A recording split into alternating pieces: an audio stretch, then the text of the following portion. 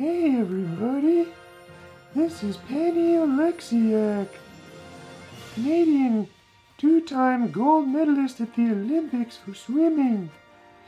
I'm here to tell you that if you put your mind to it, you can do anything you want, including going to the Olympics.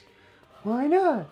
Stick with your goals, and you can go far as you want.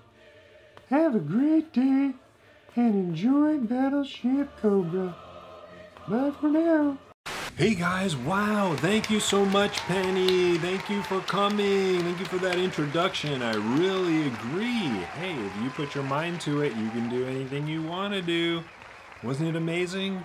Two-time gold medalist in the Olympics, Penny Oleksiak. Also happens to be on the front of the Cherrios box. Today we're going to be covering B1UP macro best practices.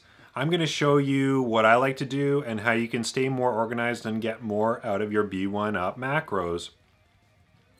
It's a little bit more of an advanced topic, let's say, but if you've started to do any macros, this video will help you. I'm going to go through a bunch of tips and just give you an overview on how you can make your macros more organized and more effective. But first, make sure you check out www.battleshipcobra.com. Like, subscribe, share, leave a comment. If you want to become part of the notification squad, click that bell. The bell will send you an email anytime I make a video, and you'll never miss one, especially if you don't come to YouTube all the time. Just click that bell and be part of my notification squad. So without further ado, let's jump into the demo. The first B1UP macro tip is titles. Make sure you give your validations and functions a useful name, and I'll show you how I normally do it. Modules administration, add-on, B1 usability package, universal functions. I know that I need star 046, star 046, fine. So this is what I mean here, OXXX. This to me is just any document object. So this means to me it's on more than one document. So if it was only on ORDR, if it was only on ODLN, then you'll know from the list where it's used very quickly.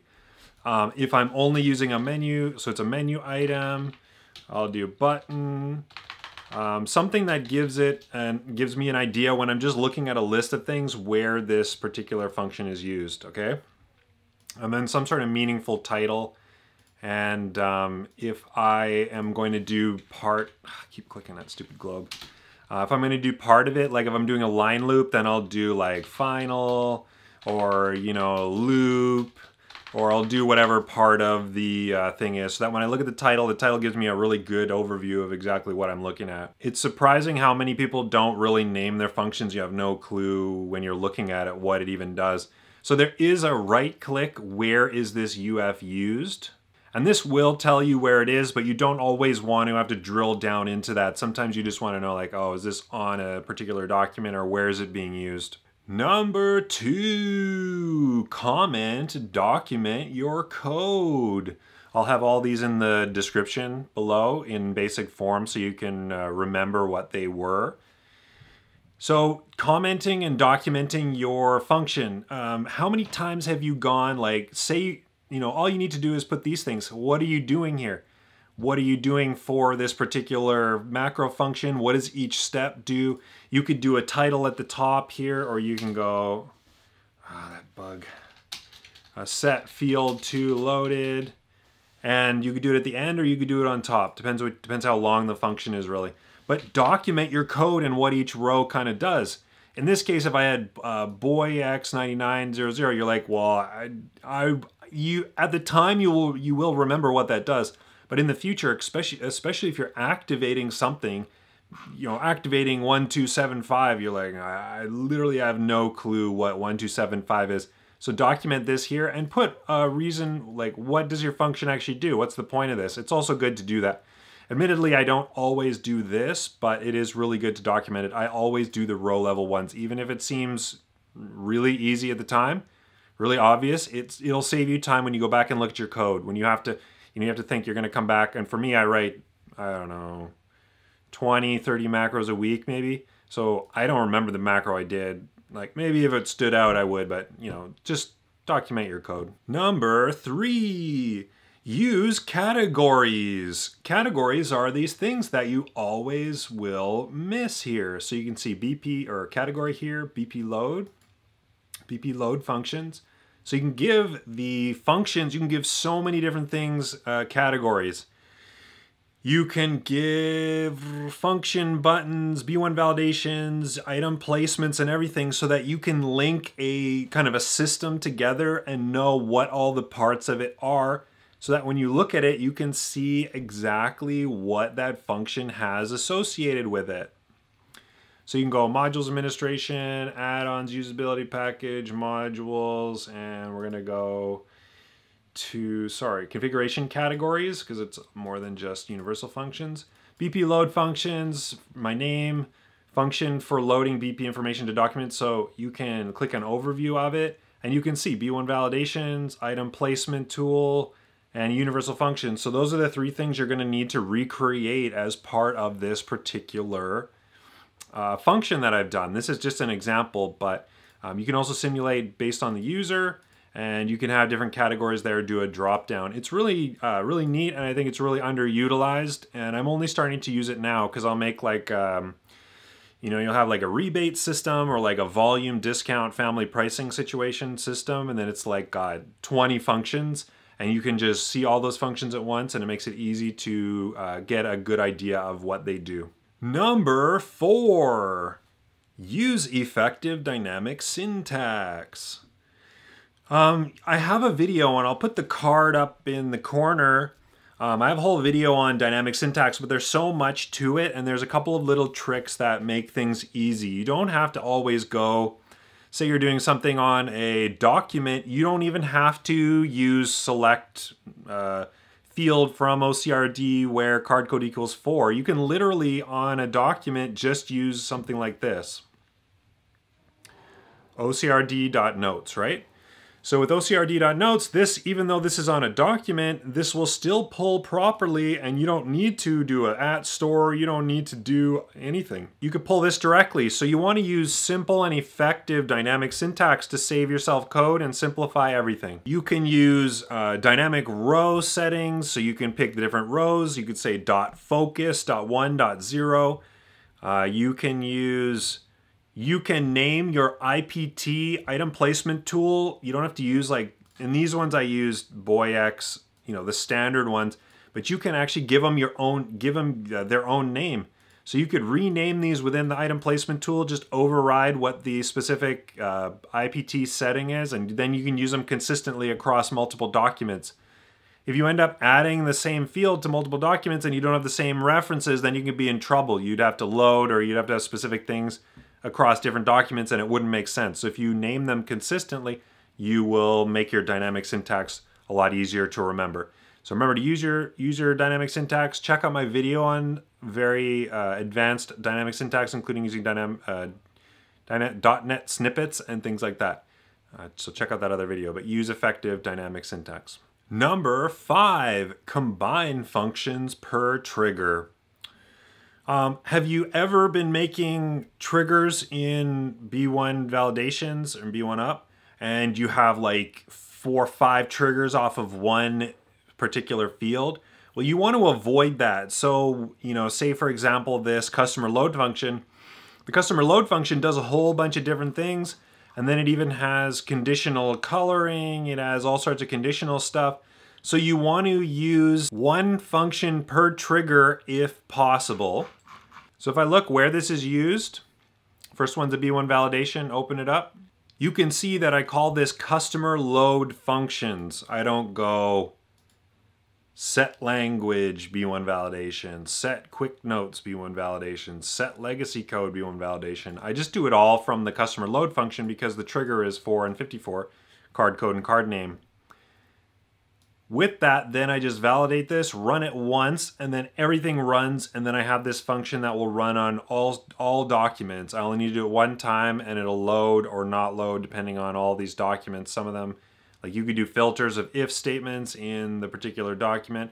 I actually have another video of how to do my BP code triggering, and I'll put that as a card up at the top too. You can use a sort, which is up here, sort 199, and apparently that will allow you to run validations kind of like in the order that you put them in the sort. I never rely on that, or I have, but maybe like not for a long time. So you can use the sort, but a better way to do it is just to combine your functions all together. Number 6, one function for all form types.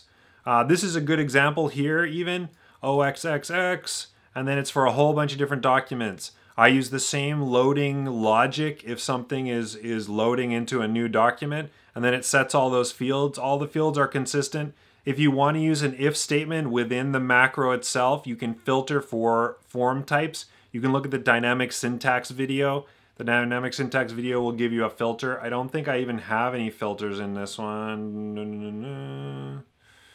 I don't have any filters by document type in here. Everything is kind of the same. But yeah, you can do one macro for all.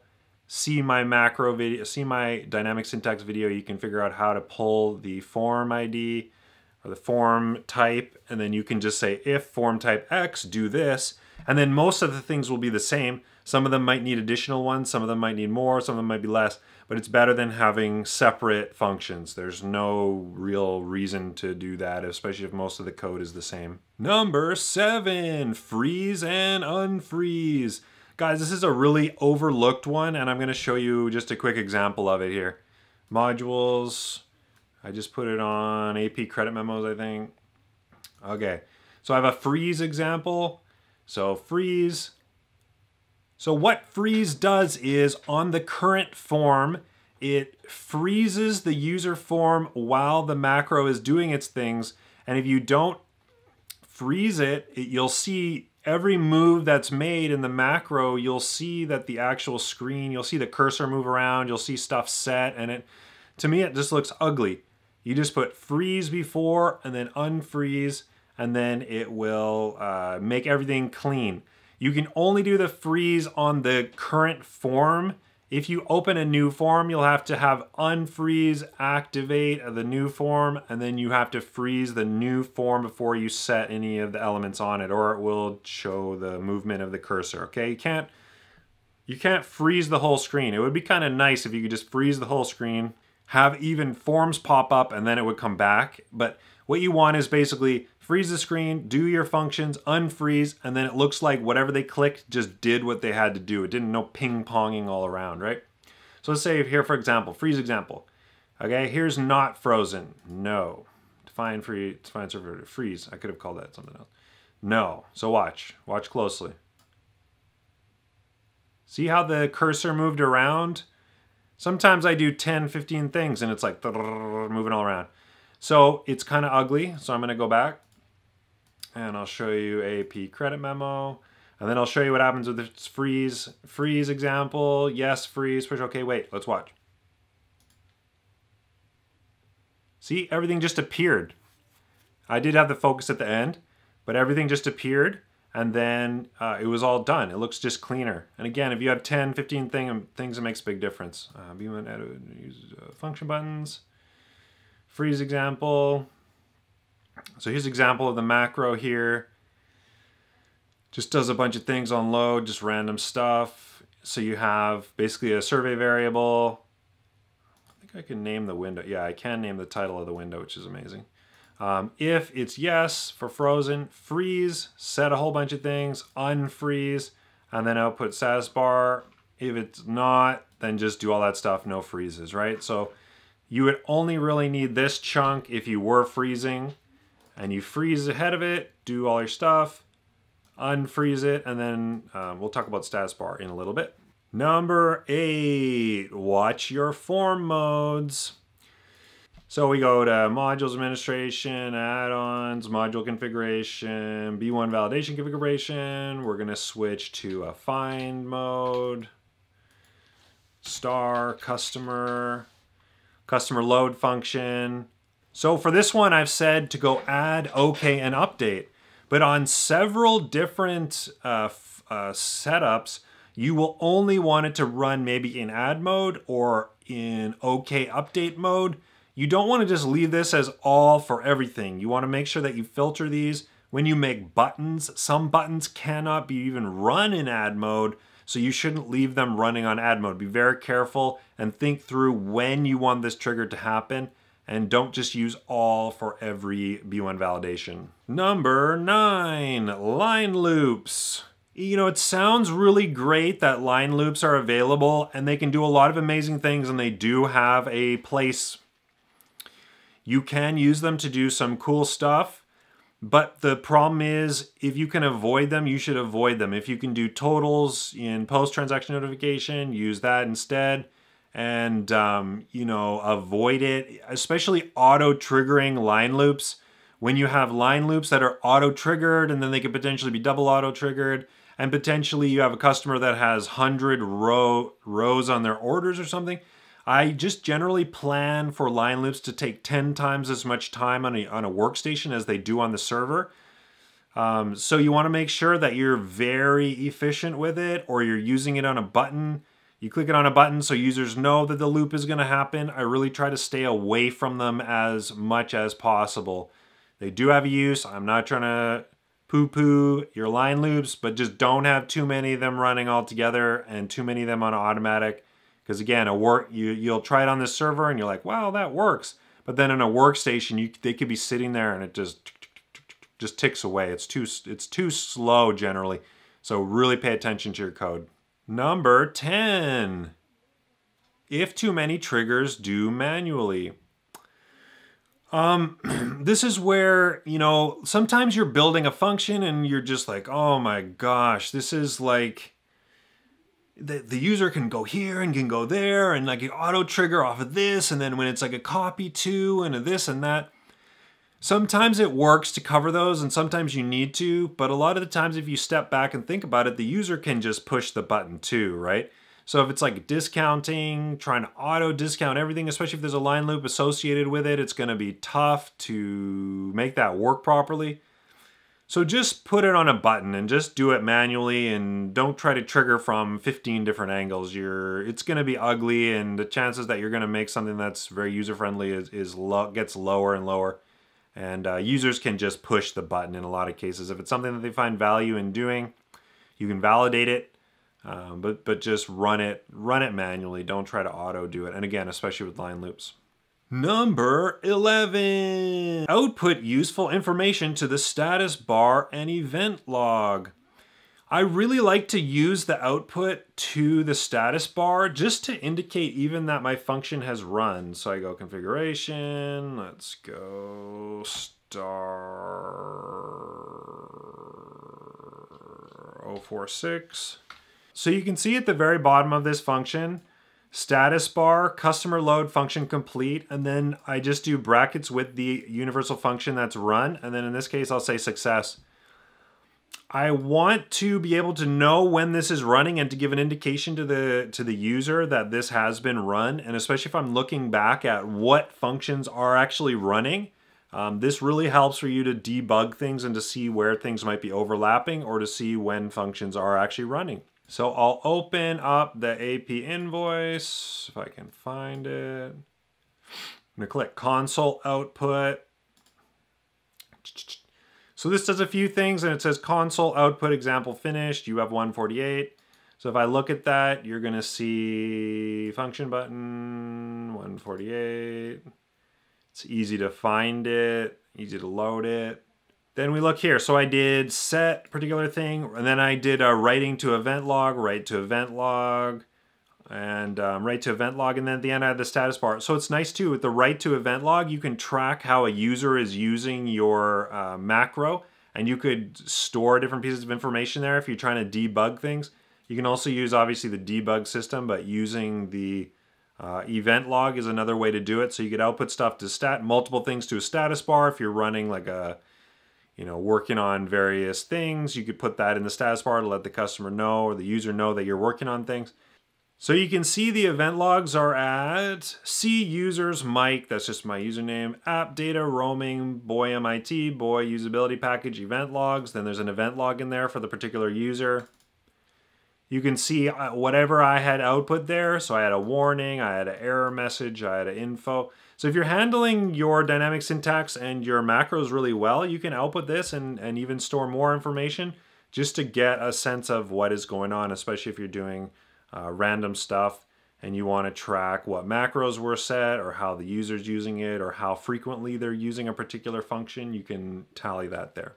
Number 12, never do with user interface what you could do with anything else. So you could use transaction notification, post-transaction notification, DI API. You can use master data manager, scheduler. People who are starting to use the macros think, oh, I'm going to just do everything with this. And you know, in some cases, there's reasons you could still use a formatted search where it's actually better. Some of the row things are better triggered in there. Sometimes, not usually, but sometimes you could do it with other things. So if you're going to set just some value in the background, you know, maybe you don't even want to use B1UP validation. You know, you want to keep things as simple and clean as possible. So maybe you just end up setting that hidden value by post-transaction notification. Maybe you do a validation by transaction notification, and you still use a checkbox that's done by the item placement tool. So you can do a lot of different things where you don't have to do every single thing with a macro. You know, when you, what do they say? When your only tool is a hammer, every problem starts to look like a nail. So yeah, use a variety of things. Try not to do everything through the user interface. It might not be the best way to do your validations. I have a video for transaction notification and post-transaction notification, and I'll put that as a card up in the corner too. Check it out. Thank you guys so much for checking out this video of best practices, and I wanted to leave you with a little goodbye from Penny. Hey guys, thanks for watching. I hope you enjoyed this video. Please like, subscribe, share, and join the notification squad. This is Penny Oleksiak, 2-time gold medalist, Canadian swimmer. Have an awesome day!